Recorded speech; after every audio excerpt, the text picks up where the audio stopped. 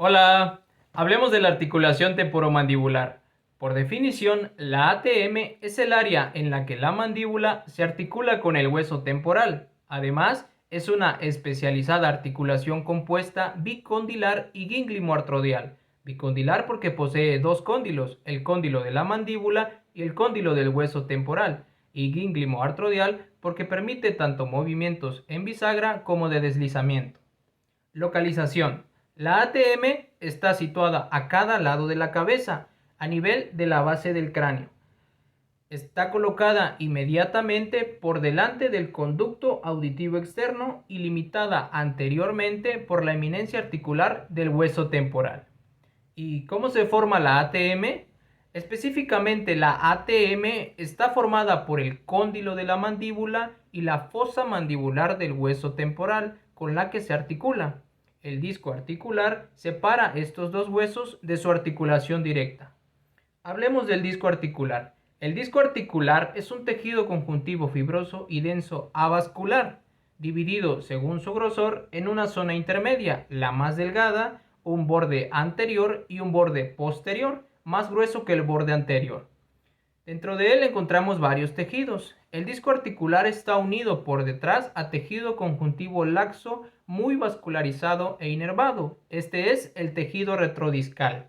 Por arriba está limitado por una lámina de tejido conjuntivo con muchas fibras elásticas. Esta es la lámina retrodiscal superior. En el margen inferior que une el borde posterior inferior del disco al límite posterior de la superficie articular del cóndilo, estamos hablando de la lámina retrodiscal inferior.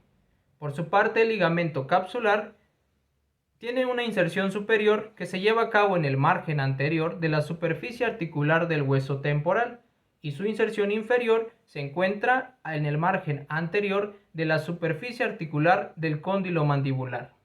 Hablemos de las cavidades articulares. El disco articular está unido al ligamento capsular no solo por delante y por detrás, sino también por dentro y por fuera.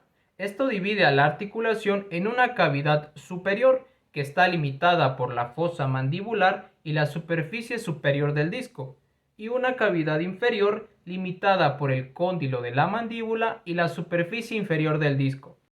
Dentro de estas cavidades encontramos líquido sinovial que lubrica las superficies articulares mediante dos mecanismos. El primero, la lubricación límite, que se produce cuando la articulación se mueve y el líquido sinovial es impulsado de una zona de la cavidad a otra. Además, impide el roce de la articulación cuando está en movimiento.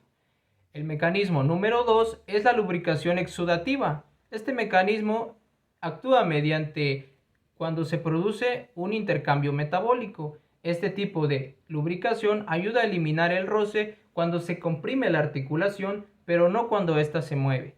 La inervación de la articulación temporomandibular está dada principalmente por el nervio trigémino, específicamente dada por el nervio mandibular, aunque la mayor parte de la inervación proviene del nervio auriculotemporal. Por su parte, la vascularización de la ATM está dada por detrás por la arteria temporal superficial, por delante por la arteria meningia media y desde abajo está dada por la arteria maxilar interna.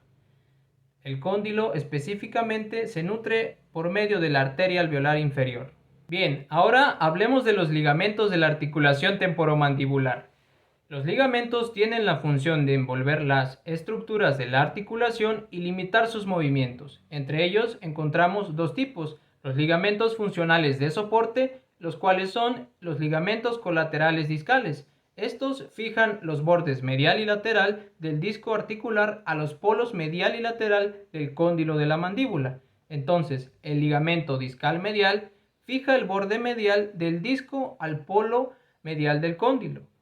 Por su parte, el ligamento discal lateral fija el borde lateral del disco al polo lateral del cóndilo. Estos ligamentos actúan limitando el movimiento de alejamiento del disco respecto al cóndilo. El siguiente ligamento es el ligamento capsular. Este ligamento rodea y envuelve toda la ATM y además retiene el líquido sinovial.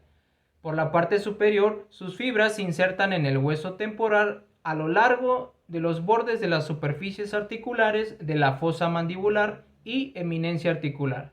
Por la parte inferior, sus fibras se unen al cuello del cóndilo de la mandíbula. El ligamento temporomandibular, por su parte, es la parte lateral del ligamento capsular. Este tiene dos porciones. La porción oblicua externa se extiende desde la superficie externa del tubérculo articular y la apófisis cigomática en dirección postero-inferior hasta la superficie externa del cuello del cóndilo, y su función es limitar la apertura de la boca. Por su parte, la porción horizontal interna del ligamento temporomandibular se extiende desde la superficie externa del tubérculo articular y la apófisis cigomática en dirección posterior y horizontal hasta el polo lateral del cóndilo y la parte posterior del disco articular, y su función es proteger los tejidos retrodiscales. Y por último tenemos a los ligamentos accesorios. Entre ellos encontramos dos: el ligamento esfenomandibular, que se origina en la espina del hueso esfenoides y se extiende hacia abajo hasta la língula de la mandíbula. No tiene efectos limitantes importantes en el movimiento mandibular. Y por último, el ligamento estilomandibular se origina en la apófisis estiloides del hueso temporal y se extiende hacia el ángulo y borde posterior de la rama de la mandíbula. Este ligamento limita la protrusión excesiva de la mandíbula.